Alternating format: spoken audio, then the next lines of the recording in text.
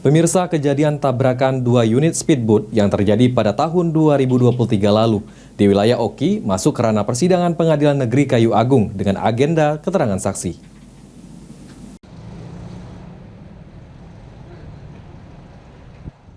Sidang kejadian tabrakan dua speedboat di wilayah Oki pada tahun 2023 lalu di Pengadilan Negeri Kayu Agung Oki sudah masuk dalam tahap keterangan saksi ahli dan meringankan terdakwa, di mana menurut keterangan saksi dalam persidangan terungkap jika titik posisi tabrakan diperlihatkan dalam sketsa titik tabrakan tidak sesuai dengan persidangan yang dilakukan.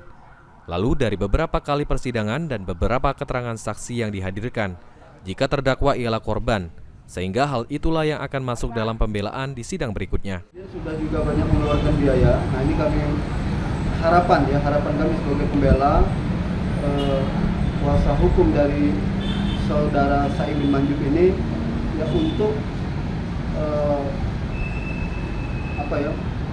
kalaupun dia harus dituntut itu mohon dengan berdasarkan kemanusiaan ya, dalam arti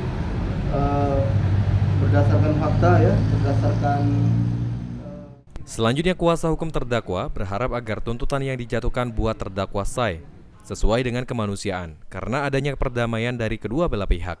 Firman Hidayat, PAL TV.